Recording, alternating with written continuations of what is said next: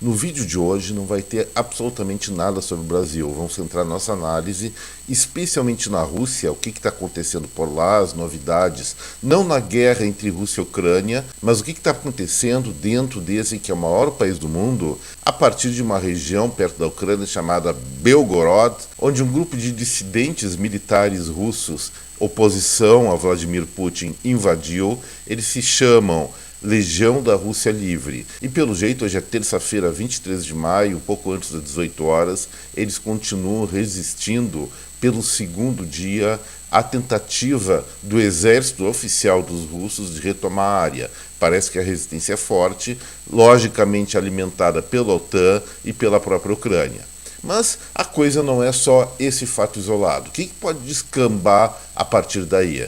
Esse é o tema central do Fora de Curva. Depois a gente vai tratar um pouquinho a respeito do mercado imobiliário norte-americano, muito rápido mesmo. Meu nome é Eduardo Starosta e esse é o canal Fora de Curva. Bom, gente, o fato é que esse grupo de combatentes de nacionalidade russa se opunham à guerra contra a Ucrânia, estavam combatendo a favor dos ucranianos, resolveram, evidentemente muito bem articulados, muito bem organizados pela inteligência ucraniana e provavelmente pela OTAN, invadir aquela região de Belgorod, que fica na fronteira entre os dois países, tomar conta de vários vilarejos e anunciar o início de uma resistência armada, como eu falei, encabeçada por esse grupo Legião da Rússia Livre, e exortando todas as mais de 80 nações que estão dentro desse país chamado Rússia a partir para uma ofensiva interna para derrubar o regime ditatorial de Vladimir Putin. Será que isso tem lógica ou será que é fogo de palha?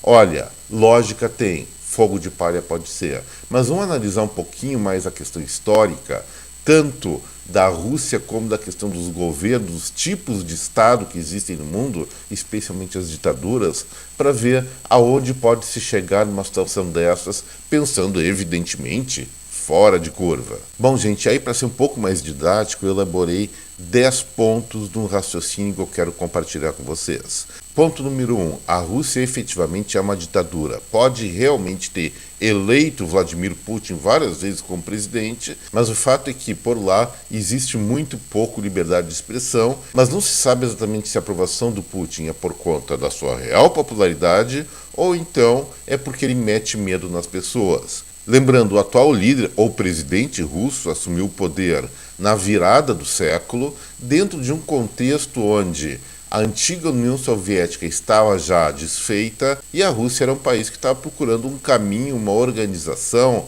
no sentido de se recompor econômico e socialmente.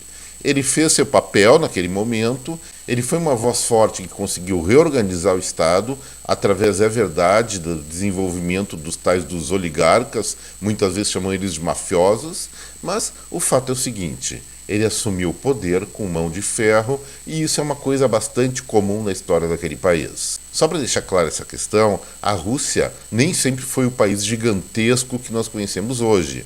Iniciou até em Kiev, hoje Ucrânia, e se expandiu através de uma sucessão de governos de czares, que são como os reis lá, extremamente autoritários pela sua tradição.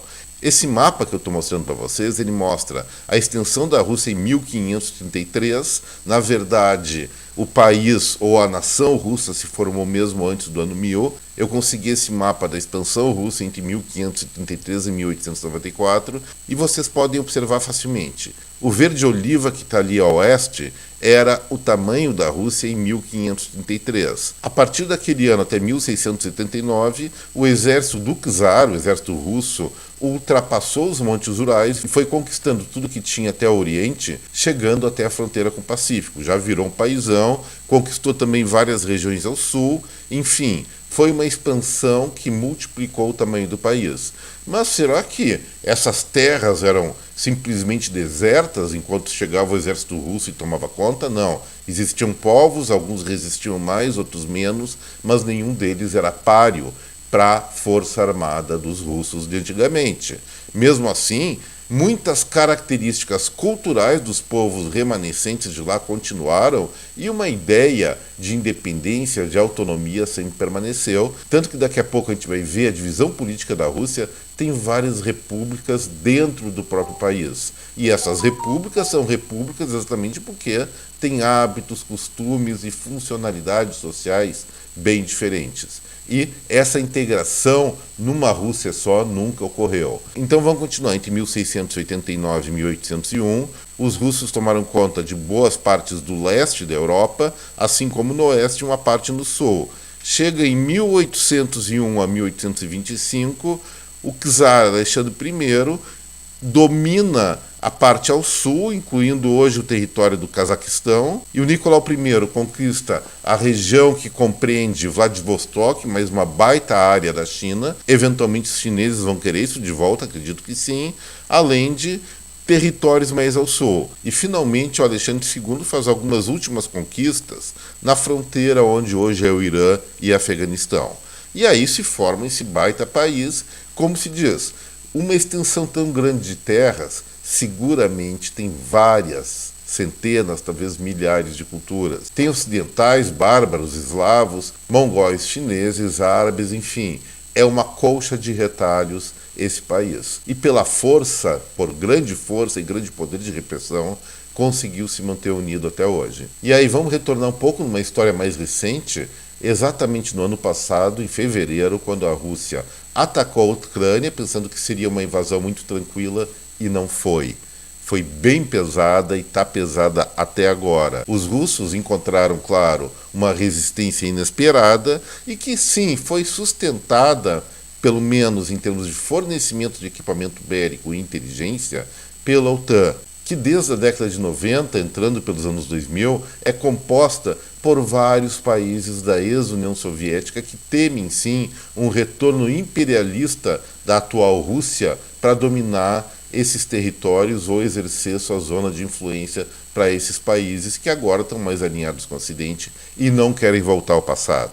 E isso sim é uma possibilidade. O presidente Putin já falou várias vezes de retomar a Grande Rússia, que inclui, claro, Polônia, Repúblicas Bálticas, Romênia e outros países, Hungria e outros países hoje que estão mais numa esfera ocidental. Mas aí, vamos pegar uma malandragem da coisa. Será que a intenção desse apoio militar da OTAN à Ucrânia é simplesmente para vencer a guerra, expulsar os russos do território ucraniano e acabou, todo mundo em paz, volta a ser o que era? Não, objetivamente não. A gente pode acompanhar muito bem o que está acontecendo. A tática ucraniana está sendo o quê? Desgastar o exército russo.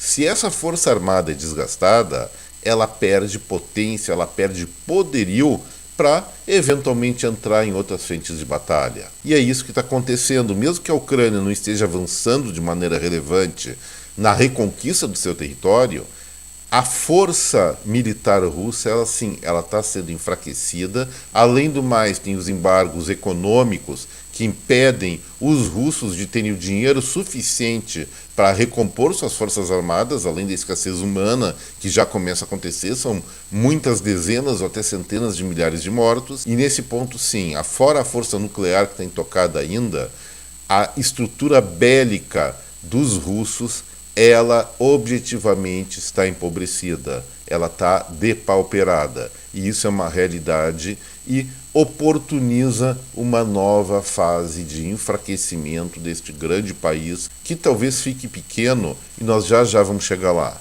Como eu falei, a Rússia é sim uma ditadura. Ela é apoiada por uma casta de elite que nós conhecemos aqui como oligarcas. E, gente, vamos pensar direitinho. O que acontece com as ditaduras? Evidentemente, quando elas estão no auge das suas forças, elas usam do poder de repressão para se manter no poder. Mas é claro que chega o momento e essa estrutura começa a enfraquecer. Você se lembra do tempo da escola que tinha lá o todo fortão que batia em todo mundo? No momento que ele tinha uma certa fragilidade, ou física ou psicológica, a turma que apanhava dele não caía em cima, Na relação interna dos países, ou até entre países, é mais ou menos a mesma coisa. Esse é o momento no qual se enxerga a força política ou a força militar dos russos enfraquecida e todas aquelas pessoas que baixaram a cabeça para a ditadura do Vladimir Putin simplesmente estão começando a levantar e começando a experimentar ações para ver se consegue derrubar esse cara do poder. E exatamente essa é a iniciativa que nós estamos conhecendo agora como a tomada temporária, não sei, ou permanente, da região de Belgorod pela Legião Rússia Livre.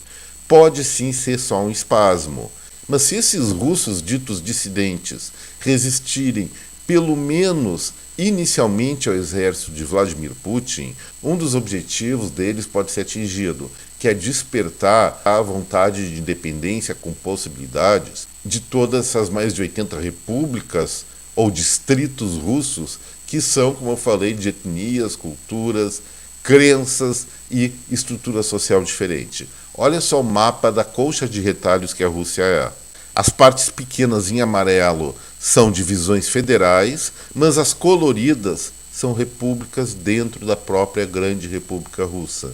E essas grandes repúblicas, que têm territórios muito grandes, não são tão populosas assim, especialmente ao oriente dos Montes Urais, mas têm uma cultura profundamente divergente do que os europeus russos, herdeiros provavelmente de povos bárbaros, tentam impor para toda essa enorme região do país. E com essa iniciativa do Rússia Livre, essas regiões elas podem ou têm grande possibilidade de serem despertadas para uma cisão. Se não uma cisão, um reequilíbrio do poder interno dentro dessa grande república que pode sim ou tende sim a fazer com que a oligarquia atual seja derrubada, ou seja, Vladimir Putin e seus amiguinhos. E é lógico, gente, que tal situação vai facilitar para a Ucrânia. Eles estão precisando de reforço militar agora perto da fronteira, em Belgorod. O que vai acontecer? Divisões ou até exércitos inteiros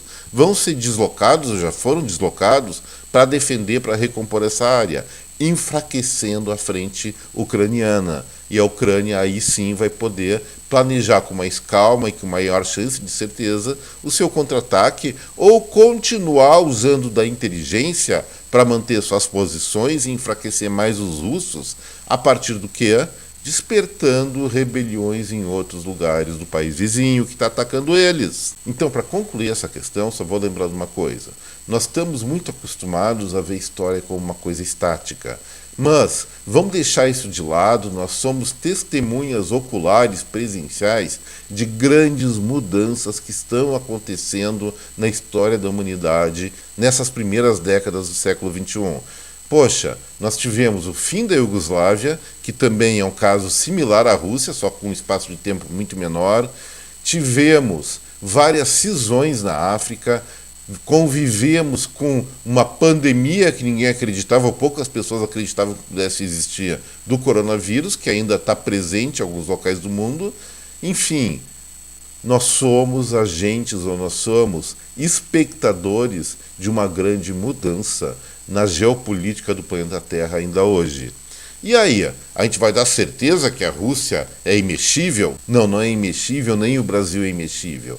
O que nós sabemos é que o futuro, sim, é incerto. Mas a história comprova, desde a Grécia, da antiga Roma e de vários outros exemplos posteriores, que as ditaduras elas tendem sim a sucumbir quando mostram fraquezas. Eventualmente podem ser substituídos por outras ditaduras, mas também pode acabar numa democracia ou numa divisão bastante significativa ou num partilhamento bastante diluído do que antes era um país, era uma nação e acabou se reduzindo em várias pequenas repúblicas ou, vou falar assim, nações menores. E aí é o que eu falo, é a grande vantagem da democracia. Na democracia, a troca de poder ocorre pelo voto.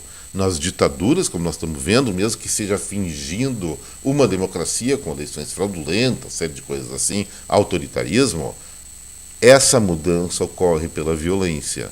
Então, o que está acontecendo em Belgorod, no território russo, com esses oponentes do Rússia Livre, pode ser sim um fogo de palha. O exército russo pode dominar logo essa insurgência, mas talvez a coisa não seja bem assim, porque os russos estão enfraquecidos militarmente, e essa insurgência, sim, ela tem o objetivo claro de despertar outros locais, como eu falei, outros povos também para se rebelarem contra a oligarquia russa atual e derrubarem esse poder, ou então promoverem as próprias independências de suas próprias nações, há tantos séculos eclipsadas por punhos de ferro, mas isso não resiste para sempre, e se não acontecer agora, talvez aconteça daqui 1 ano, 2, 10 anos, 20, 100, mas um dia, se a Rússia não se integrar culturalmente, é natural que ela se desfaça. E aí um dos primeiros prováveis movimentos que nós vamos observar, se isso acontecer logo, é a China buscando recuperar parte de seu território absorvido pelos russos ainda no século XIX, se não me engano, onde fica hoje Vladivostok. Vamos aguardar para ver, vamos ficar de olho nessas questões, porque isso pode ser uma quebra de paradigma na história que nós estamos acostumados desde o final da Segunda Guerra Mundial. Novidades vêm por aí certamente. E antes de partir para o segundo assunto, que vai ser rapidíssimo, eu quero lembrar vocês, isso aí eu tive que estudar, tive que ver mapas, fazer um monte de coisa. Então eu estou merecendo um likezinho aqui, bem como inscrição no canal, para quem não é inscrito aqui no Fora de Curva, assim como o compartilhamento desse material, que está, a meu ver, muito interessante. Vamos então para o segundo assunto, gente, que trata do mercado imobiliário norte-americano. É só um registro, na verdade. Saiu hoje um indicador de vendas de casas novas lá nos Estados Unidos. Vamos relembrar, os Estados Unidos estão sim numa crise imobiliária de queda de vendas, isso compromete até exportações brasileiras de madeira, MDF, uma série de coisas, esquadrias, e tal situação é importante especialmente para o norte do nosso país. Mas o que está acontecendo? Mês passado foi divulgado o dado da venda de casas novas de março, uma alta surpreendente de 9,6%. Será que isso aí foi um espasmo ou será que tinha alguma consistência? Eu falei, vamos esperar abril e maio. Chegou o dado de abril. Os analistas de plantão deles previam um crescimento de 3,3%, que foi subestimado. Na verdade, as vendas cresceram 4,1% e isso mostra uma reativação desse mercado. O que eu vi em contraposição é que a liberação de novas construções ainda está em ligeira queda, mas em função do aquecimento desse mercado, logo, imagino que em junho ou julho, o preço das commodities importantes para construir casas lá, mais especificamente madeira e derivados da madeira, o MDF, esquadrias, uma série de coisas assim, deve começar um período de recuperação. E como eu falei, isso é muito bom para quem trabalha, quem opera com florestas plantadas e seus processamentos aqui no Brasil. Contrabando de madeiras nativas não vão muito para os Estados Unidos, e sim para a Europa e a Ásia, e esse é um outro problema policial, mas a relação comercial com os norte-americanos é sim de madeira plantada, e parece que a situação tende a melhorar, o que é muito bom. Gente, por hoje era isso, espero que vocês tenham gostado desse vídeo, e relembrando, se gostou, deixe seu like, compartilhe esse material com a sua rede de contatos, e quem não é inscrito, seja muito bem-vindo aqui ao Fora de Curva. Um abraço a cada um de vocês, até breve, tchau, gente!